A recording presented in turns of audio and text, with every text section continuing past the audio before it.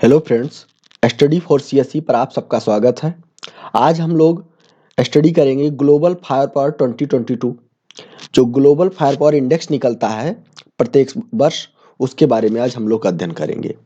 यह इंडेक्स 2006 से निकल रहा है और यह यूएन के 193 देशों में से इस बार 140 देशों की रैंकिंग की गई है। पिछली बार यह रैंकिंग 138 देशों की थी, इस बार 140 देशों की गई है। यह कन्वेंशनल वार पे फोकस करता है कि लैंड, सी और एयर में आपकी कितनी कैपेबिलिटी है। इसके जो फैक्टर हैं लगभग 50 से ज़्यादा इंडिकेटर पर ये निकाला जाता है और यह बहुत ही ब्रॉड डिस्कशन किया जाता है। इसमें इसमें सबसे पहले कि देशों में कंपैरिजन किया जाता है, उसके बाद एरिया वाइज जैसे एशिया में कौन नंबर 1 है, अफ्रीका में कौन नंबर 1 है, और कुछ फ्लैश पॉइंट है। अगर जैसे जैसे कभी इंडिया पाकिस्तान का फ्लैश पॉइंट होता है, इंडिया चाइना का होता है, उसको डिस्कस करता है। साथ साथ इस बार जैसे यूक्रेन रसिया बहुत ज़्यादा फेमस रहा, यूनाइटेड स्टेट और China, Taiwan China, Greece Turkey, जो बहुत ज़्यादा न्यूज में रहे उसको डिस्कस किया है। अब देखेंगे ग्लोबल फायर इंडेक्स में रैंकिंग क्या रही।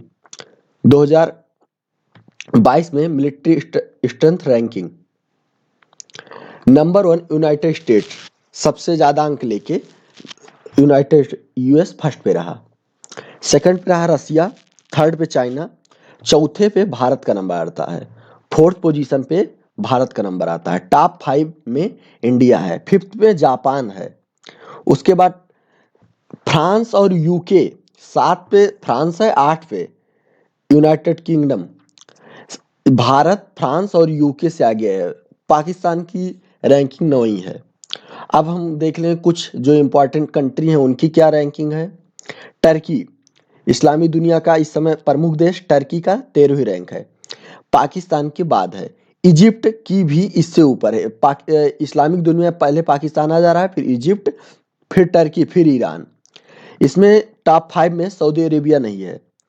सऊदी अरेबिया, इजराइल की 18वीं रैंक है, उसके बाद सऊदी अरेबिया की 20वीं रैंक है। 7 क्वाड पार्टनर में, क्वाड में लगभग सभी 20 में शामिल हैं। क्वाड पार्टनर में US, India, Japan, Australia, top 20 में लगभग सभी क्वाड पार्टनर शामिल हैं। उसके बाद अब देख लेते हैं कि भारत के पड़ोसी देशों में क्या रैंकिंग रही। भारत के पड़ोसी देशों में देखा जाए तो बांग्लादेश की रैंकिंग रही 46। ये 46 बांग्लादेश नंबर रहा। उसके बाद अब देखेंगे कि नेपाल की क्या रैंकिंग रही। नेपाल की रैंकिंग टॉप 100 में नहीं है। नेपाल की 119 नंबर पे रैंकिंग है नेपाल की। 140 देशों में 119 एक तरह सही है, क्योंकि नेपाल का उतना किसी से टेंशन है नहीं, चाइना से भी इंडिया से भी थोड़ा बहुत, तो उसको कोई ज़रूरत पड़ती नहीं। बस उसके पास पुलिस है, थोड़ी बहुत आर्मी है, एयरफोर्स भी थोड़ी है, नेवी नहीं है नेपाल की। अंतिम नंबर पे है भूटान, 140वें नंबर पे भूटान है। भूटान के पास ना अपनी आर्मी है, ना एयरफोर्स है, ना नेवी है, इसके पास केवल पुलिस है। इसलिए एक शांत प्रिय देश है, छोटा देश है, तो इसीलिए दो जाइंट के बीच में भी है, इंडिया और चाइना के बीच में, तो इसीलिए ये बहुत ही शांत प्रिय देश है और इसमें कोई आर्मी नहीं है। अब हम देखेंगे कि जो ये कंपैरिजन करता है, जैसे इंडिया चाइना का कंपैरिजन हम देखेंगे, तो इंडिया चाइना का कंपैरिजन में इस बार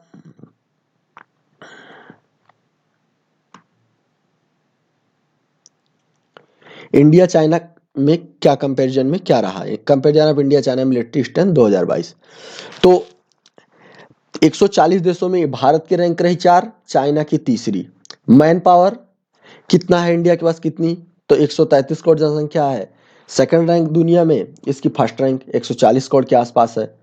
उसके बाद अवेलेबल मैन पावर क्या है, 1, 2। भारत और चाइना लगभग नेक टू नेक है, बस केवल आके नेवी थोड़ा बहुत बेकार जाता है इंडिया का।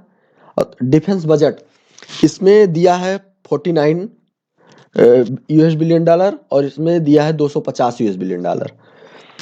अब ये लगभग 5 गुना हो जाता है। भारत का अगर 50 मान लिया जाए तो इसका हो जाएगा 5 गुना 250। यहाँ पे बहुत ज़्यादा डिफरेंस आ जाता है हमारे डिफेंस बजट में। अगर हम सिपरी जो स्टॉकहोम रिसर्च सेंटर निकालता है उसमें लगभग भारत का $70 बिलियन दिखाता है और लगभग इसका चाइना का 300+ बिलियन दिखाता है। यहाँ हम लोग काफ़ी भी पीछे हैं। हम लोग एक्सटर्नल डेप्ट में हमारी रैंक है 120, चाइना की रैंक है 129 से थोड़ा ज़्यादा एक्सटर्नल डेप्ट है। तो इकोनॉमी भी बड़ी है, इसकी इकोनॉमी लगभग $14 ट्रिलियन है, भारत की $3 ट्रिलियन है। फॉरेक्स क्या है? तो फॉरेक्स लगभग इसमें रैंक 7 दिखा रहा है, फॉरेक्स दुनिया में रैंक 1 है। तो लगभग भारत का $400 बिलियन दिखा रहा है। जो ये पुराना डाटा यूज किया गया है, इस समय भारत का लगभग $600 बिलियन प्लस हो चुका है फॉरेक्स। और दुनिया में लगभग सबसे नंबर 1 पे चाइना है, 3.2 ट्रिलियन डॉलर फॉरेक्स में।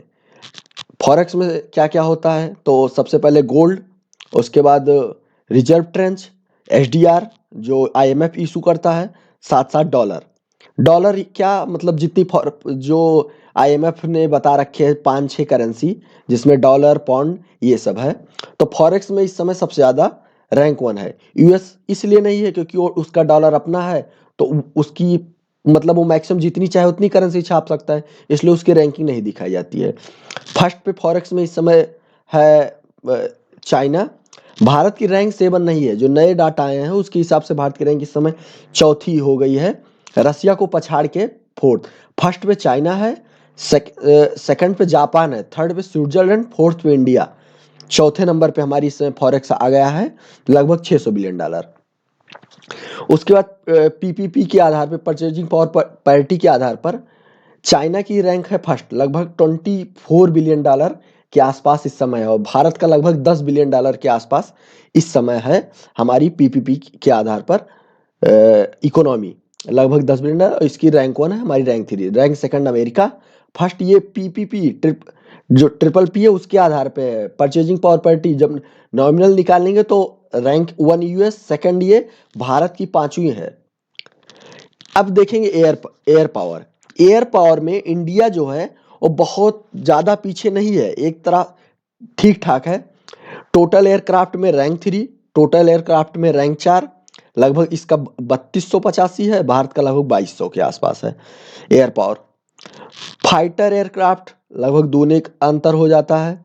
ट्रांसपोर्ट आसपास सेम ही है, रैंक 3, रैंक 4 253 है, 86 है। इसमें लगभग हेलीकॉप्टर्स में भी आसपास ही है, लगभग 100 के आसपास हम लोग का डिफरेंस है, 107 का, 805 है, 912 है। लैंड पावर अब देखा जाता है कि कितना, तो टैंक कितने हैं? तो भारत के पास टैंक बोफोर्स गन इतनी बढ़िया है, हमारे पास अर्जुन है, T90 भीष्म है, कई और इसका साउथ कोरिया का K9 ऐसे समथिंग करके आया है। हमारे पास इस समय टैंक की स्ट्रेंथ ठीक ठाक है, लगभग 4500, और चाइना के पास जो है 5200 के आसपास है।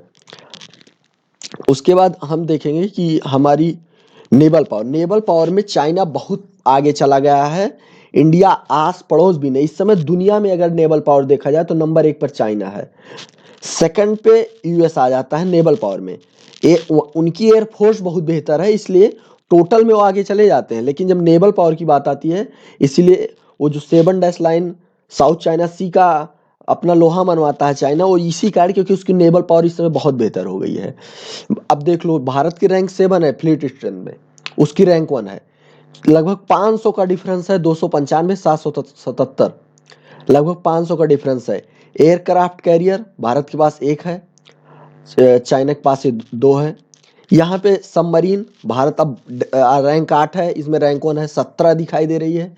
ये पुराना डाटा इस्तेमाल किया, इस समय भारत के पास 30, क्योंकि हमारी लगभग बहुत ज़्यादा सबमरीन हो गई है। F-75 के तहत हम लोगों ने जो कलवरी स्कॉर्पियन रेंज की डेवलप की है, कलवरी, खंडेरी, करंज, बेगा, वागसीर, वागीर, अभी इसमें 3 आ भी चुकी है, करंज को शामिल कर लिया गया है हाल में, और उसके बाद बेला को भी शामिल करने की और वागीर को भी शामिल करने की बात की जा रही। तो हमारी सबमरीन, उसके बाद स्कॉर्पियन क्लास के बनने के बाद फिर हम लोग एक प्रोजेक्ट 75 के बाद एक दूसरी उसके साथ फ्रांस के साथ डील कर रहे हैं, तो हमारी सबमरीन इस समय स्थिति ठीक है। ये पुराना डाटा इस्तेमाल। डिस्ट्रॉयर में काफ़ी डिफरेंस है। भारत के पास 10 है, चाइना के पास 41 है। हम लोग नेवी में काफ़ी पीछे है। फिर फ्रिगेट 49-13, काफ़ी ज़्यादा हम लोग नेवी में पीछे है। लॉजिस्टिक मतलब जैसे हमें आर्मी पहुंचानी है, अपना सामान पहुंचाना है, हमें बॉर्डर पे अचानक लड़ाई हो गई, हम अपना सामान कैसे पहुंचाएंगे, तो वहाँ पे भारत काफ़ी पीछे है। हमारा रेलवे कमज़ोर है, हमारी रोड नेटवर्क कमज़ोर है।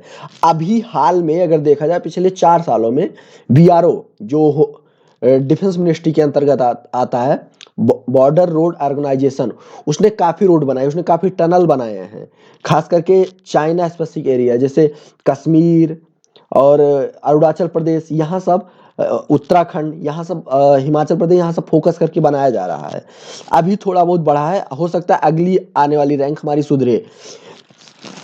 इस समय भारत में एयरपोर्ट जो है 346 हैं, चाइना के 507 हैं। लॉजिस्टिक्स कास्ट हमारी बहुत ज़्यादा, इसीलिए हम लोग इसी इकोनॉमी में बहुत पिछड़ते हैं।